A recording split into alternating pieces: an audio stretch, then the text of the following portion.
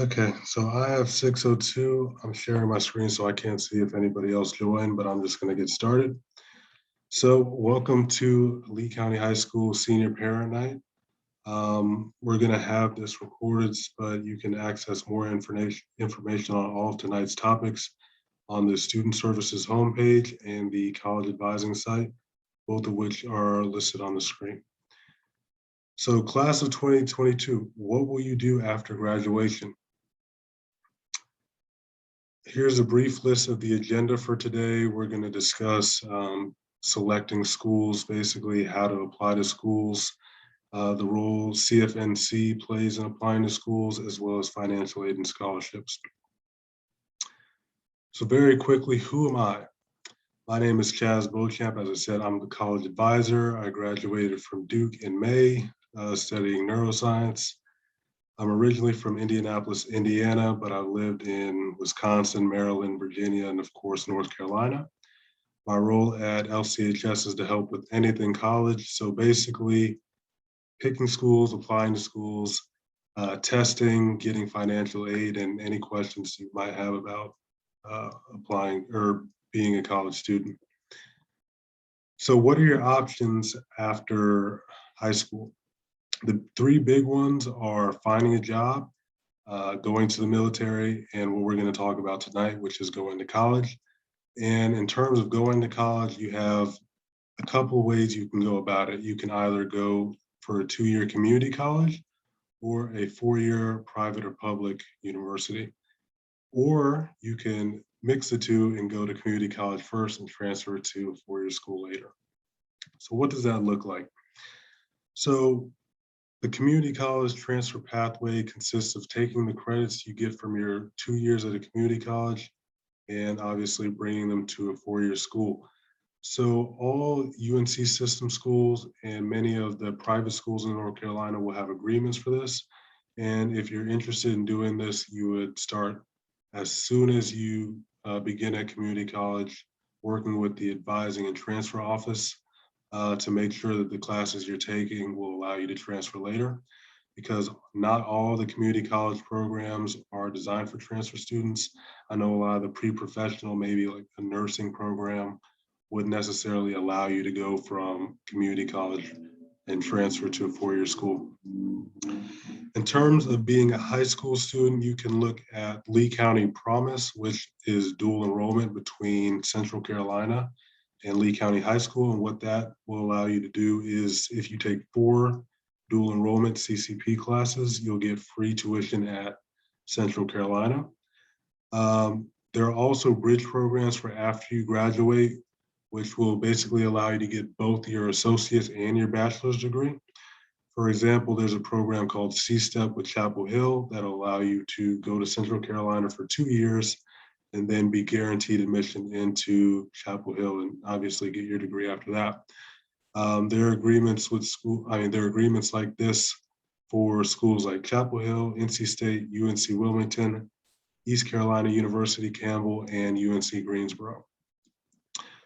So factors to consider when applying to schools. So you want to look at location and size, the majors they offer, whether they align with your religious affiliations, and obviously and very importantly,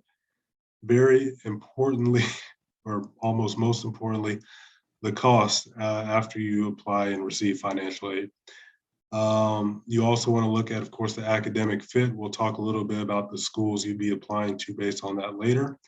But in terms of an admissions profile, you're going to want to look at the middle 50% or the average of the students that go to a school. So what that means is the middle 50% is basically 25% of students are going to have something higher and 25% are going to have something lower. So for example, at NC State, the middle 50% GPA is about 4.3 to 4.8. So that means 25% of students have lower and 25% of students have higher, with an average of 4.5. With the ACT, you can see the middle 50% is 27 to 31 with an average of 29. So it works the same way. Apply for 5. So as I said, we were going to get into this. I'd normally tell students at a bare minimum to apply to 3 schools. I applied to 14. I'd say the more you apply to, the more likely you'll get into a place you want to go. But I think applying for 5 is a good guideline as well. And that would look like 2 schools you're likely to get into, 2 schools you're on par with, and 1 school you might be a little bit below that middle 50% I just discussed. But the big thing is you don't want to apply to schools for the sake of applying to schools, and you should want to go to any school you apply to or get into. College info sessions at Lee County High School. So these are opportunities for students to come and ask admissions counselors about the college process or the school in general. And for schools that track it, it allows them to show demonstrated interest in the school and learn about scholarship opportunities and things of that nature. So here are some possible questions you may want to ask an admissions counselor when they come to visit our school. What makes your school unique? What academic programs is your college most known for? What's the city like? And what support services are available for students who are either struggling or just need some extra direction? So at our school, we have 2 college info sessions this week, one with Gardner Webb and one with NC State. Both of these are virtual. They're our first virtual sessions of the year. And next Wednesday, we have UNC Charlotte. So the application, or how to apply. There are basically 2 ways you're going to be applying to school. One is cfnc.org and the other is Common App. You're going to mainly be using CFNC for applying to schools in North Carolina, and you'll be using Common App primarily for schools outside of the state if you're interested in those. Some schools, I think North Carolina Central this year, you'll have to apply directly on the website, and some may accept paper applications, but generally you're going to be looking at CFNC first and then Common App. The cost for a regular application is $35 to $80, but there are some exceptions to that. We have listed here that if you test or you take the SAT with a fee waiver, you'll get 4 free college applications.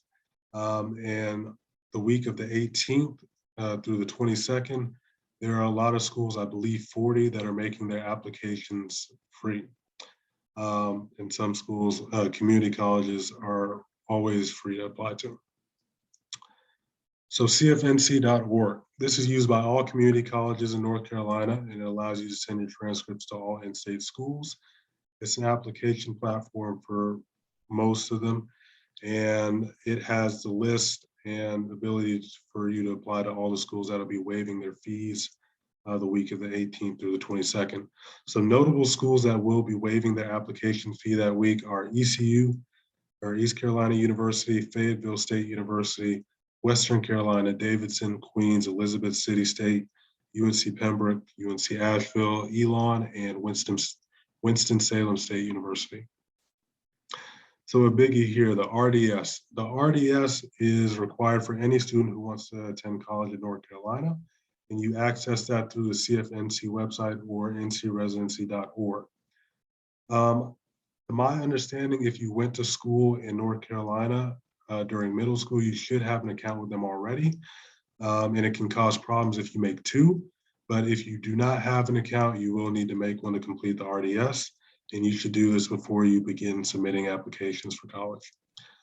As I said, it determines whether you're in-state or out-of-state for tuition purposes, and is conducted online. So they'll just basically have questions listed, just like FAFSA kind of. And if you are determined to be out of state, there is an appeals process that puts you in touch with a real person so you can try to get in-state status. So the Common App, this just has a list of schools in North Carolina that'll accept the Common App. I know I only applied to schools on the Common App for the most part. And basically what it does is you'll put in your demographic information, your family information, information about Lee County High School or any other high schools you may have gone to. And this information will go, and the essay, your personal statement, and all of this will go to every school that you list on the Common App. And each school, once you add them to your list, they'll also have specific school questions and essays that you'll want to answer as well. It also allows you to submit your recommendation letters and request them electronically. And a quick note, So on email addresses, the email addresses you use when applying to college should be appropriate for a professional setting. For example, it's good to have your name and then just the at. So we have good examples being John Smith at Gmail, SmithJohn1 at Yahoo, jsmith97 at windstream.net. Not sure what windstream.net is, but there's that. And bad examples being JuicyLicious at Facebook, BabyGirl3000 at AOL, and using your school email because you won't have access to it after graduation. Also remember, when writing emails to professionals, you want to sound professional, so please capitalize your proper nouns and use correct grammar. And now I'll be passing it off to Mrs. Riley, who will start talking about transcripts. Thank you, Mr. Beauchamp. So for sending transcripts, for in-state, you would use the application hub on cfnc.org, even if applying with Common App, because at the end of graduation, cfnc.org will also send your final transcript to your college that you have selected. Out-of-state transcripts, you will need to go to the student service office, email or call your school counselor. There is a 24-hour period, and then you, the student, must mail your transcript to the admissions office for each school out of state. Right now, we do 5 transcripts per request. So you cannot come to the office to ask for 20 transcripts. We do 5 transcripts per request. And remember that if they are in state, to please use cfnc.org. Next slide, please.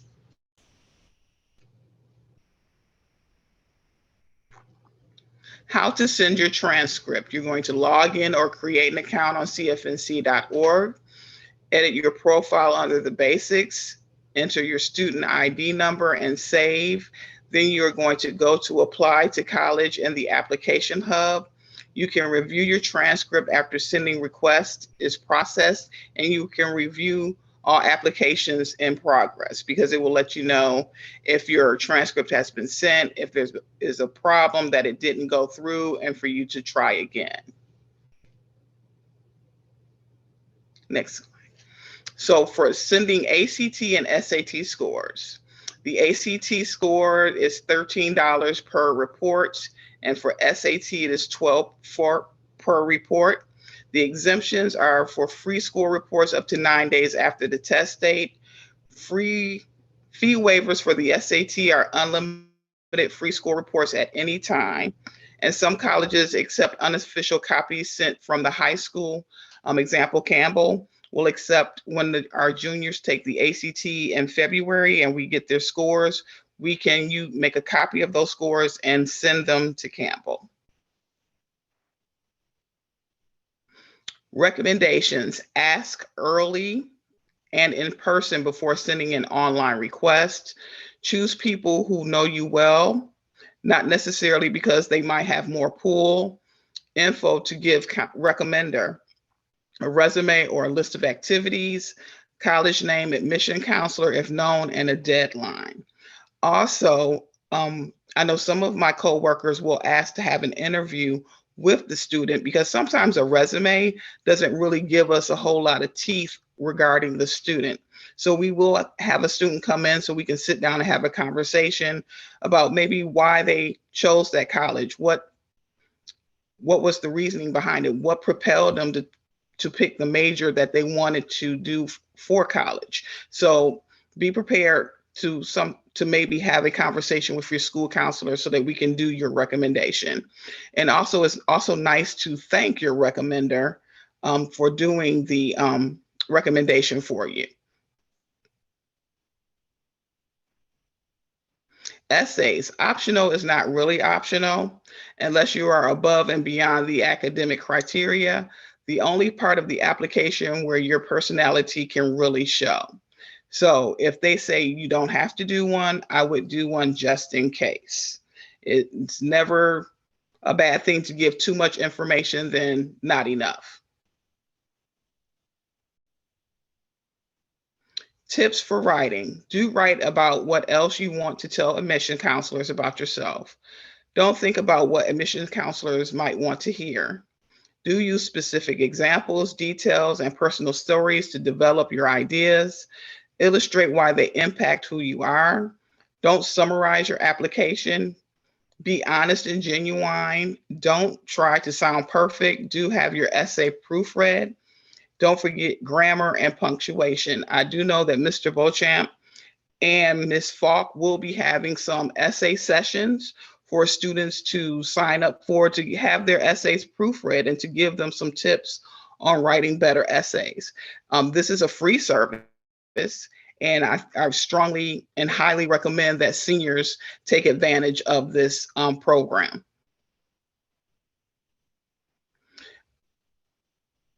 Okay, how to apply.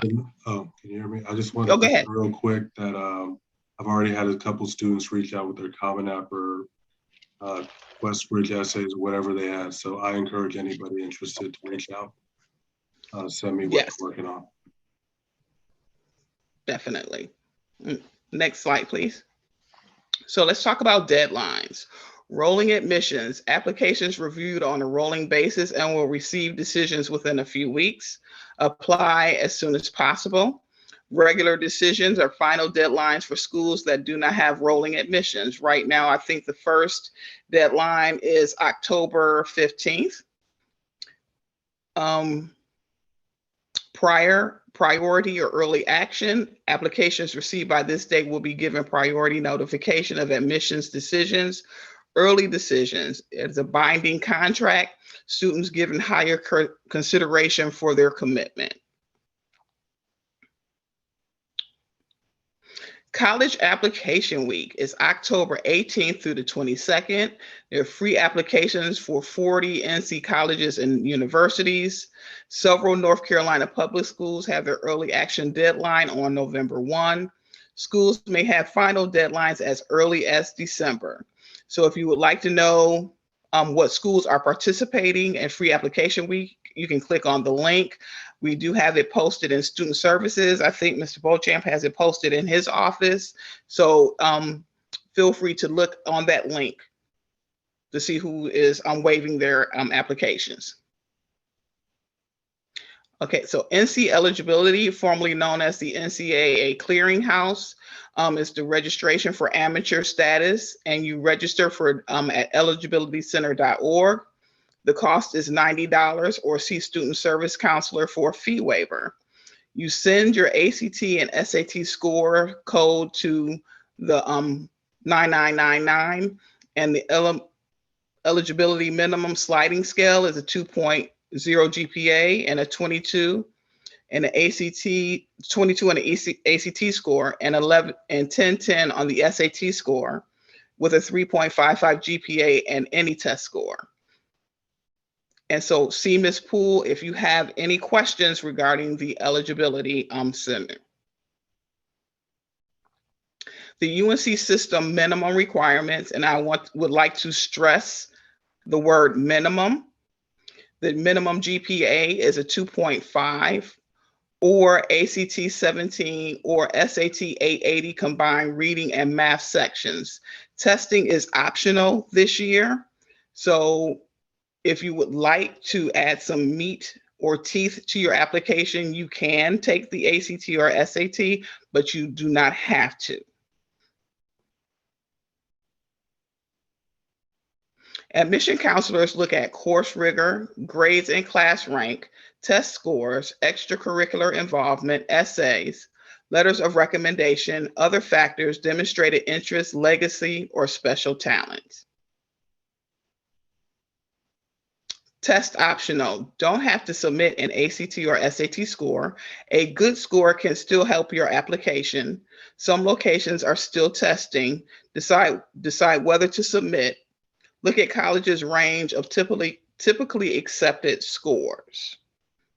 So if you have taken your ACT your junior year and you are happy with your score, you do not have to necessarily retake the ACT. Improving your ACT, SAT scores. Practice, practice, practice. Review materials and practice tests from student services. Students that receive ACT waivers qualify for free online Kaplan test prep. Free SAT prep is available on khanacademy.org.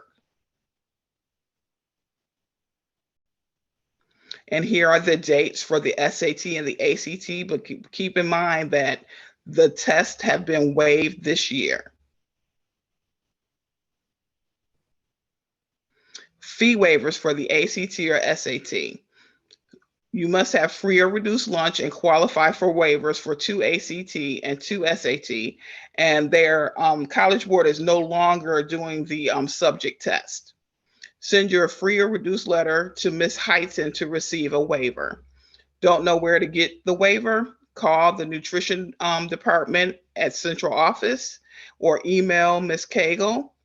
If you did not apply for free lunch, but you have a special circumstance, if you would go to talk to Ms. Heighton, she has the papers in place to give you a waiver for your college and your SAT or ACT. We are about removing obstacles and boundaries.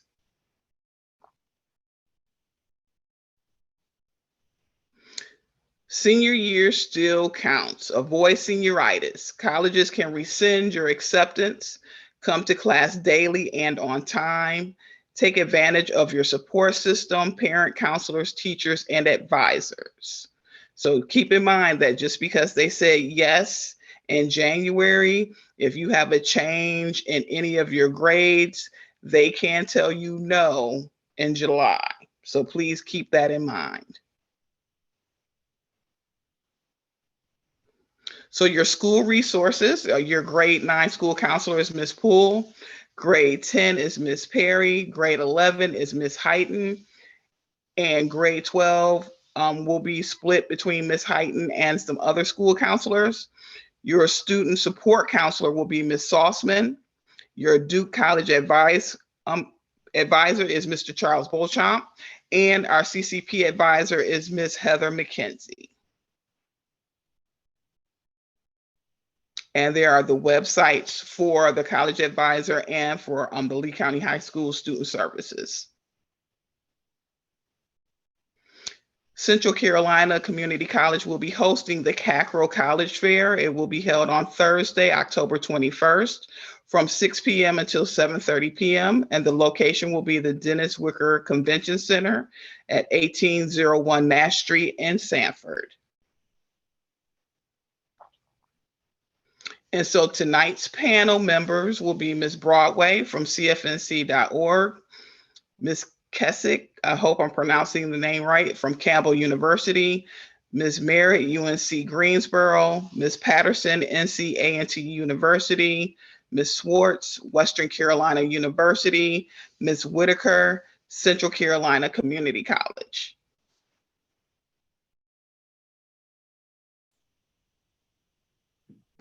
So, Ms. Broadway. I was just going to say, Mrs. Broadway, if you want to share your screen, I'm going to make you a co-host really quick. Okay, it says that, are you making me, it says host disabled participant screen sharing. Did you try it now? I just made you a co-host, so you should be able to. Okay, I got it. Thank you. Cool.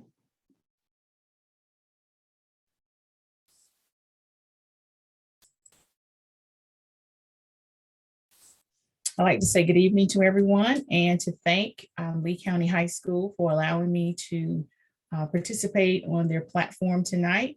I want to talk with you as quickly as I possibly can because you have a very meaty agenda about the 7 steps you need to know about financial aid. Step 1, shall I say, know before you go. The federal government, the colleges and the universities want to determine what your estimated cost of attendance is. And your cost of attendance comes in different areas, such as direct costs, and you have indirect costs that make up the cost of attendance at a college or university. Your direct cost is tuition, fees, room and board, living in the dorms and eating in the cafeteria. Your indirect costs are those that you see listed below. We could have placed books and supplies in both the direct costs as well as the indirect costs, but sometimes depending upon the student's major will determine how expensive their books will be, also if they will need additional tools and equipment. And if it's very expensive, that may not be covered by financial aid. The student or the parent may have to come out of pocket. So we decided to put the books and supplies under indirect costs. So you have your transportation. The transportation that we're referring to is the transportation in which the student would be taking back and forth, spring break, fall break, Christmas break, Thanksgiving break. Personal miscellaneous expenses, that's your toiletry money, your pizza money, your pocket money. And then you have your loan fees. Colleges and universities will be offering you the loans through the federal government. So therefore, there are fees that are taken out, a 3% origination fee, as well as a 1% insurance fee. So you have to take all of these various costs into consideration and begin budgeting yourself at this time. Well, step 2, so you need to know the application process. We want you to definitely be prepared to complete the free application for federal student aid, which became available to all of us for the upcoming academic year on October the 1st. It becomes available every year on October 1. So we want you to complete this application so that you will be considered for all different types of loans. I mean, not loans, but all different types of financial aids, such as grants, scholarships, work study, and loan, of course, is a part of financial aid. But in order for us to be considered for financial aid, we must first get our signature, because we're going to be completing this application online by going to FAFSA.gov's website or My Student Aid app if you want to use your mobile app. One parent in the household needs a federal student aid identification number, and the student that's going to be benefiting from the FAFSA being completed needs a federal student aid identification number. So you will be going to that link, fsaid.ed.gov twice, parents. You'll be getting one for yourself and you'll be getting one for your student. You have to go through a security clearance. That's basically what the application consists of. You will be answering some questions that you should know, because they're going to be asking you questions about yourself, as well as you're going to be creating some questions also as for security purposes. So when you get ready to use this federal student aid identification number in the future, because it's good for up to 10 years, you don't have to reapply for the federal student aid identification number, but we are going to complete that FAFSA form on an annual basis. So let's go back to the FSAID.ed.gov site. We're going through the security clearance. It's going to ask you for an email address so they can respond back to you via email with that electronic signature number that you will be using as which will substitute your signature on your FAFSA form. If you apply for a federal student loan, you're going to be signing it with that FSA ID as well. So it takes about 24 to 36 hours for you to go through your security clearance, and then it will be sent back to you, as I said before, in an email. You would want to put that in a very safe place, begin a file folder so that you can easily refer back to this information on an annual basis. And then you can now go to FAFSA.gov. You can always complete the application without the FSA ID. Well, you can't complete it, but you can definitely start it. However, at the end of the application, it's going to ask you to sign the application electronically, which is why we want you to start with getting your FSA ID first, and then go to FAFSA.gov and start your FAFSA application. Also, we don't ever want you to wait until you've been admitted to a college or university. Students or parents never wait until your child has been admitted to the college of their choice before completing the FAFSA form, because colleges and universities do have FAFSA deadlines in which they want the FAFSA to be completed by. North Carolina does not have a FAFSA deadline. We don't have a deadline for the state of North Carolina. When you go to FAFSA's website, FAFSA.gov, you will see the abbreviations of various states across the country, and you're going to be able to see whether or not the state has a deadline. Your child may be applying to a school in in Virginia or New York or California. So when you go to FAFSA.gov's website, you'll be able to see whether or not those states have deadlines. If they do, you adhere to the state deadline. If the state does not have a deadline, so when you go to NC, it's going to say no state deadline. You then adhere to the college or the university in which you are applying to's FAFSA deadline. You will be able to find out what that FAFSA deadline is when you go to that school's website, or you can go directly to cfnc.org, and we will have a link to every college or university, and we will provide you what that deadline is. Some colleges in the state of North Carolina have a deadline of December 1. Some colleges in the state of North Carolina have a deadline of March 1. You want to adhere to the college or university deadline, because you could be eliminated from some institutional monies if you're not having your application submitted by the deadline in which that college or that university has designated in which they want it to be received.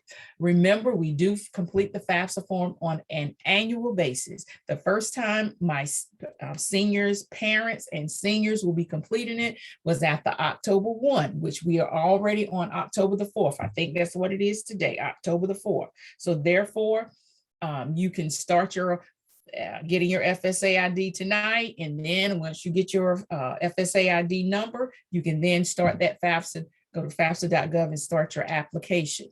You get to list up to 10 colleges in which you want your financial information to be sent. You're wanting to send a student aid report, which is generated from the FAFSA form. Let's say I heard Mr. Beauchamp say that he had applied, it was more than 10, I do believe he said, but nevertheless, you can only list up to 10. So in order for you to be able to list additional schools beyond 10, you will have to remove a college or university off of your FAFSA form in order to add an additional school. Before removing a college or university off of your FAFSA form, make sure you contact a college or university and ask, have you received my student aid report that was generated from my FAFSA form?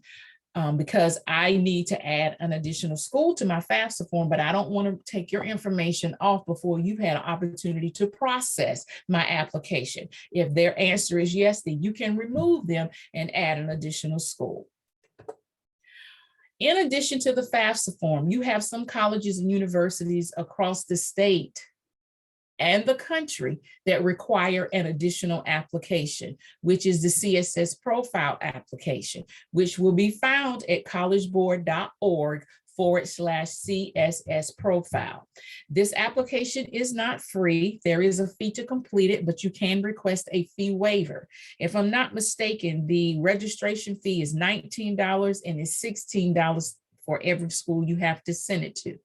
The wonderful thing about the CSS profile, the difference between the FAFSA and the CSS profile, the FAFSA wants to know what's coming in the household. It wants to know all about the income and the assets in which that family has, because they're trying to determine what is going to be your expected family contribution. What can you bring to the table? How can you assist in paying for your loved one's education?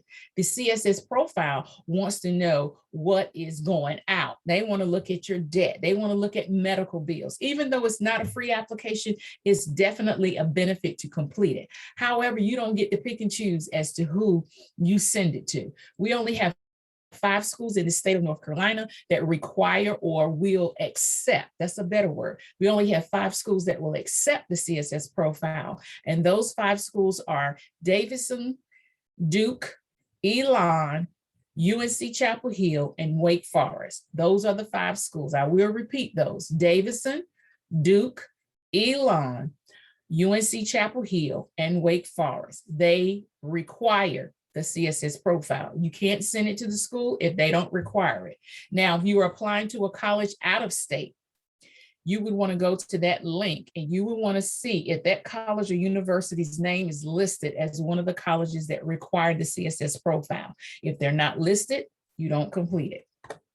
Residency Determination Service application. This is a mandatory process that all high school seniors parents will have to complete if you want to be considered for in-state tuition, If you want to be considered for state grants, if you want to be charged in-state tuition. And let me give you an example why it's so important that we as North Carolina residents complete the RDS application. I was actually on our site the other day, and I clicked on a UNC system school looking at the cost as far as the in-state tuition versus out-of-state. UNC system schools in-state tuition was $7,000 plus. But the out-of-state tuition at that same school was $32,000 plus. So we don't want to be charged out-of-state tuition if we are in-state resident. So the residency determination service is a centralized residency service for all students who are seeking admissions to an in-state tuition rate at a North Carolina college or university, and for students to be eligible for North Carolina state grants as a part of their state financial aid package. You can go directly to ncresidency.org, or you can go through CFNC's application hub in order to access this application. When you get to residency determination service, it's going to ask you for your account name and password. Parents, they are asking for your benefiting students' account name and password on CFNC's website. That's what you're going to do in order to log in and gain access to that application. Once you have provided your students CFNC account name and password for the residency determination service application, all the other questions are geared directly toward you as the parent. At the end of the application, parents, you will be given an RCN number, which stands for Residency Certification Number. That number is asked on community college applications, admissions applications, and we do have some four-year colleges and universities that will ask for that RCN number.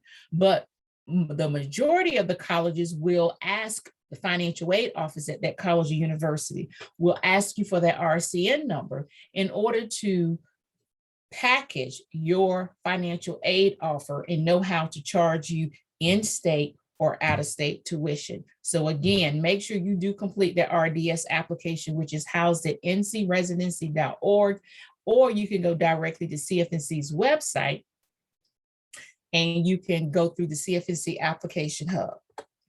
What parents need to go on the FAFSA? What parents' information goes on to the FAFSA?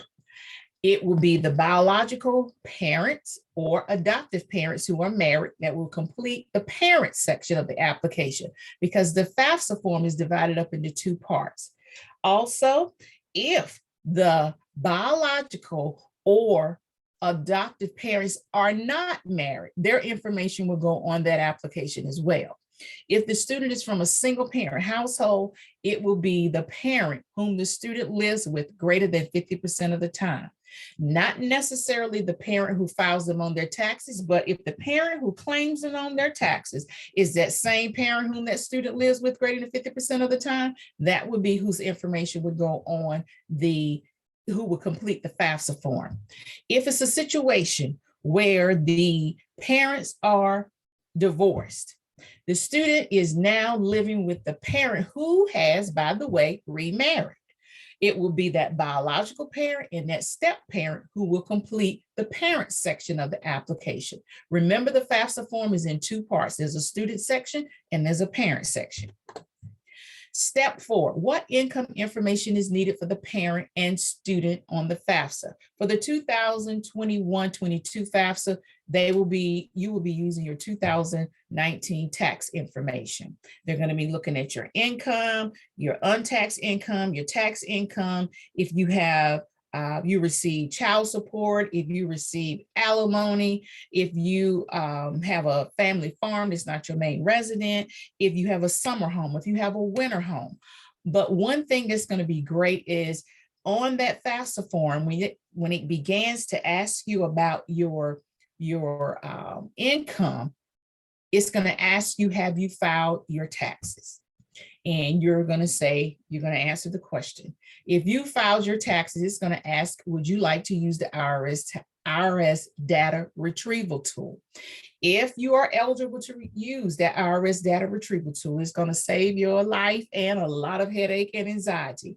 It's going to actually pull your tax information and pre-fill a large majority of the information regarding income and tax information. And it's going to keep you from making errors, fat fingering, adding an additional zero or taking an additional zero away. It's going to pull the information directly from your income taxes and pre-fill your application. Possible other forms that may be needed. It's a possibility that you may be pulled for verification, parents. Colleges and universities across the country are required to pull 30% of every FAFSA form submitted on their college campus at random. Doesn't mean a red flag has been raised or anything. They just randomly select you for verification. If you're pulled for verification, 9 times out of 10, they're going to ask you to provide a copy of your IRS tax transcript.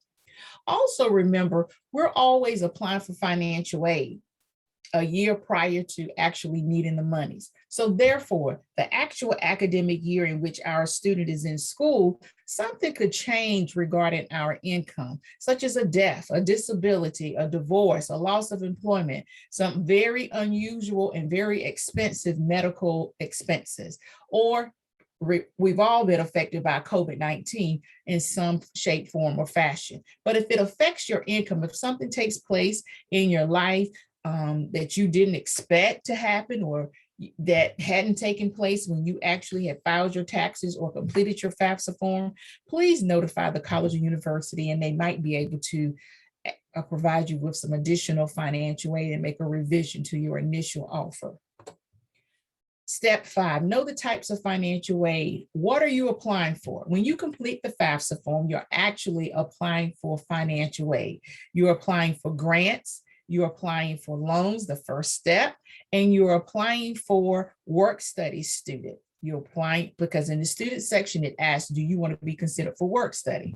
Now, scholarships, you're also applying for your scholarship as far as meeting the criteria to receive it. Many scholarships require the FAFSA form to be on file, but you have to do the initial work on the front end by completing the scholarship application and meeting the criteria. And now they're going to expect you to have that FAFSA form on file as well.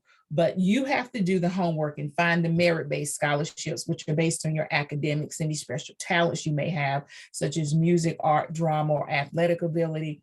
And then, of course, need-based scholarships are going to be looking at that FAFSA form to find out whether or not the family shows enough need in order to receive those resources. But of course, these are the different types of aid that you will be using to pay for college.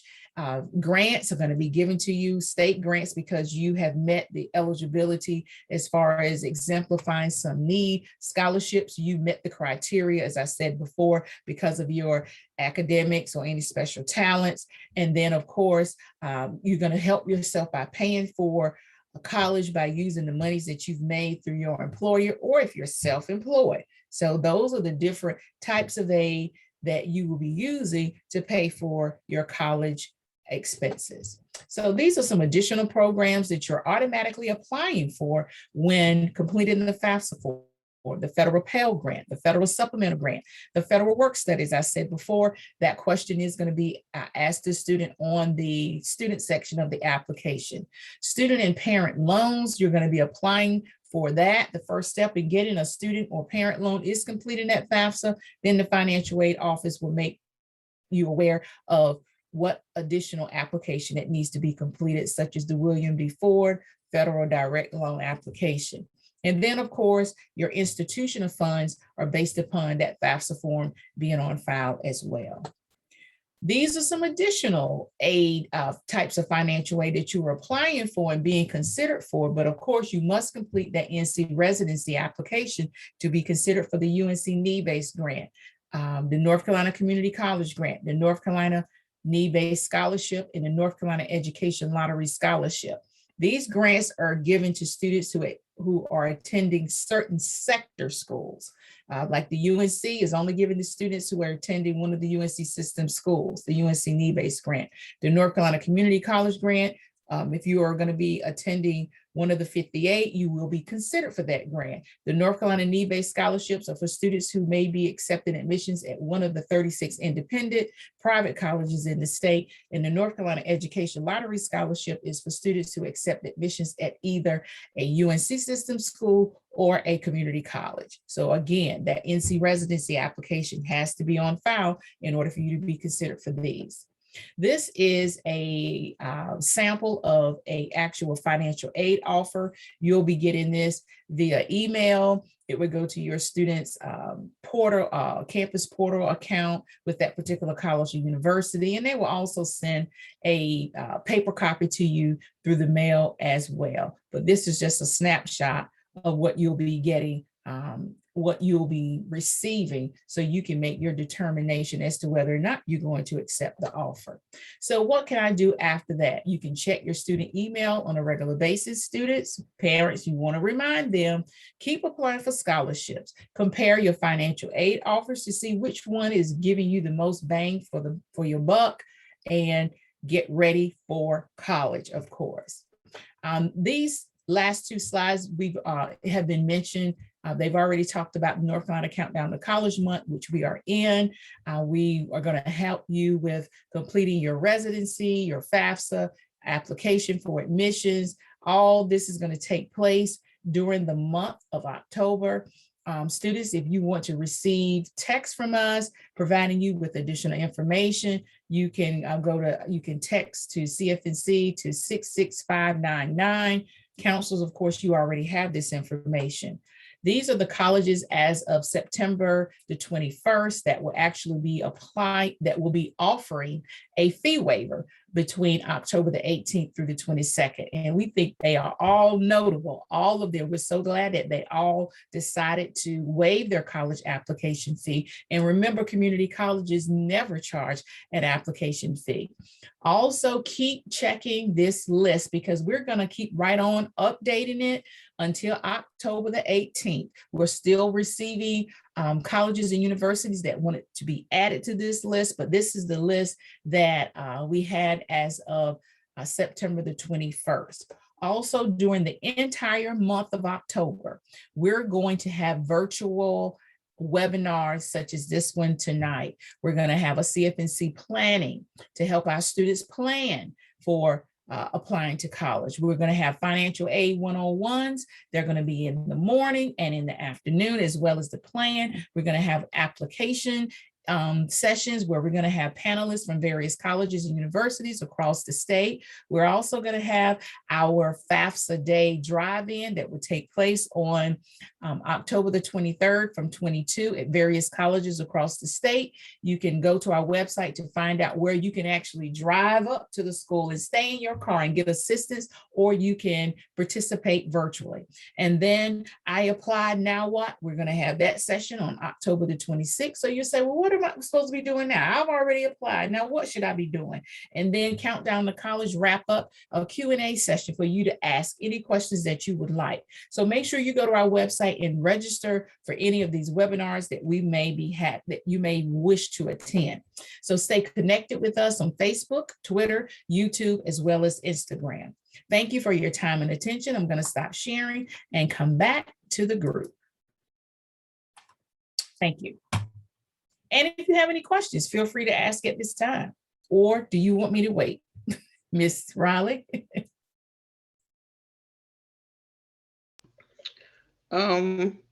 Probably, I don't see any questions in the chat. So maybe just wait a second afterwards. Okay. Yeah, if there are no questions in the chat, we can just take a break and wait till 7, I guess. To when all the panelists should show up. I think almost like 4 of them now. So maybe we'll wait till 7, or at least wait a few minutes so people can join, and then we'll start up with some questions. I know I do have one question for Ms. Broadway for our undocumented students, and how would they apply for their financial aid?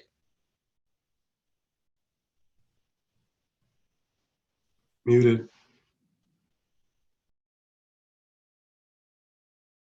This is Broadway. You're muted. I have my mic on, but I have to hit 2 buttons. Thank you, Mr. Chaz. They would still complete the FAFSA form, of course, as much as they possibly can. They will use all 9s in place of the Social Security number. But of course, their parents may have a, what is it called, an ITN number or TIN number, temporary. We were talking about that today, actually, in a meeting with Dr. Ramirez, who is our Spanish manager for CFNC services. I don't have a lot of information that I can share with you about DACA and undocumented students. However, I can provide you with the contact information for Ms. Juana Hernandez and Dr. Ramirez, who will be more than glad to conduct a webinar just as this is tonight, but geared primarily towards your Hispanic and migrant students. But they would still have to complete the FAFSA form. They would still want to go through the residency process as well. So because well, of course, if they're not going to be considered an in-state resident, they will be charged out-of-state tuition, but they have the ability to not answer all of the questions that they automatically know. I'm not going to be considered a North Carolina resident.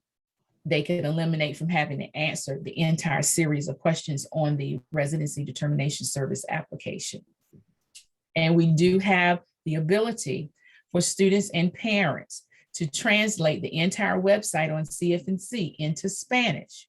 And we have FAFSA tutorials for our Hispanic population, as well as information about financial aid available to them and scholarships that are geared primarily to that population of students. Yeah, and to add a couple of things, I believe 2 weeks from today, we have our Hispanic students or Hispanic senior parent night with Dr. Ramirez or Juanes. So I think he's coming to do that. And I think yeah. So he's going to do an awesome job and be able to answer any questions that you have. Yeah, that's all I want to say. So yeah, let's wait maybe 5 minutes and then we'll get started with some questions we had prepared beforehand. Thank you, Ms. Broadway.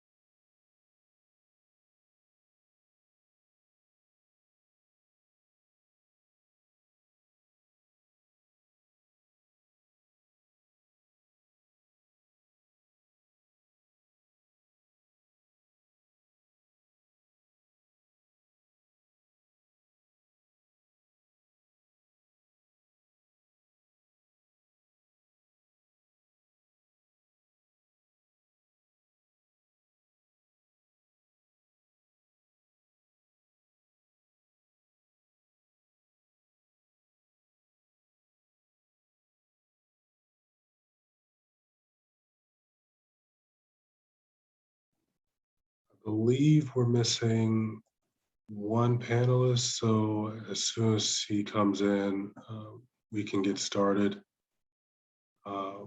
If that doesn't happen by 7, we'll just get started at 7, but let's just give her a chance to come in.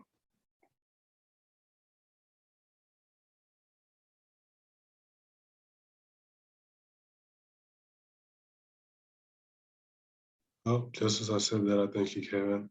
So we're just gonna get the panel started a couple minutes early.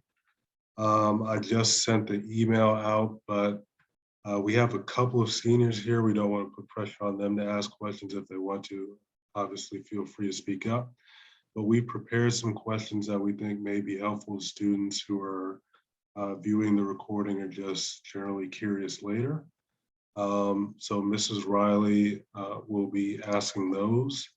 And if all the panelists could just introduce themselves, that would be appreciated. So let's get started.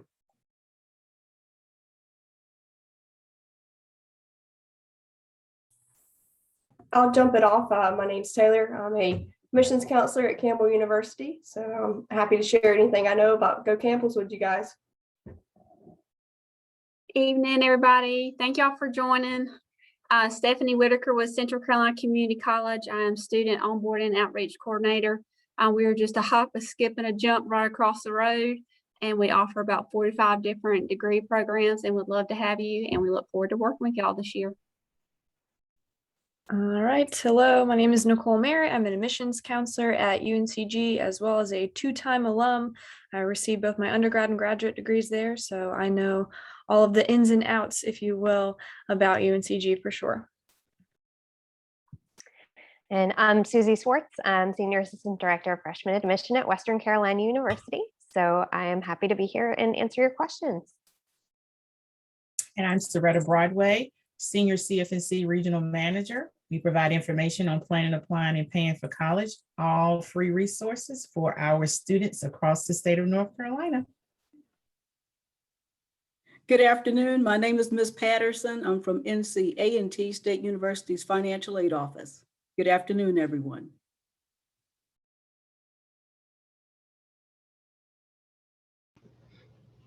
Well, good afternoon, good evening. Thank you so much for joining our panel discussion tonight. The first question that I have, and if we have any seniors that want to type anything in the box, just let me know. But the first question that I have for the admissions is testing optional, really test optional, meaning will not submitting a test score in any way negatively impact my chances for admission? All right, I can go first then.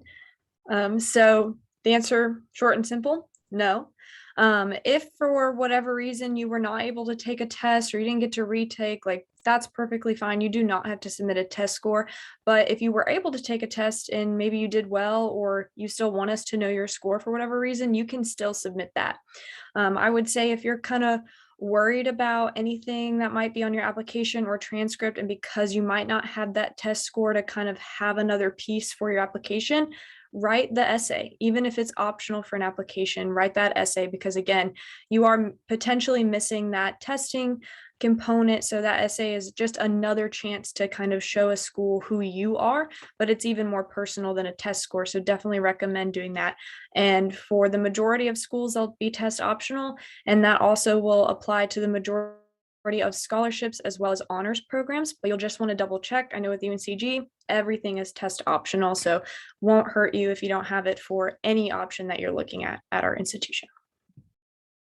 Real quick, I wanted to mention, Ms. Merritt, I don't know if it's showing up on other people's screens, but your eyes they have like a blue thing going on. I have the blue light lens things on okay. glasses, and it's just, it makes me look like I'm always a robot, but Okay. my eyes are very healthy. So, you All know, you take what we can get. All good. So I can echo what Nicole said about testing, being also part of the UNC system, we have that testing waiver in place this year.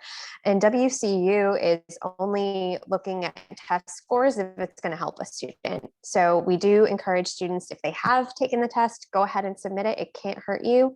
It can be beneficial. Like, let's say we look at a transcript and we decide we want a little more academic information. If we have a test score that, is showing that the student did well or that they're comfortable, submitting, it can only help them.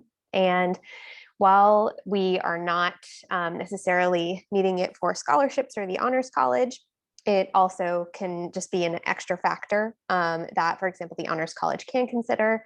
And there may be a small number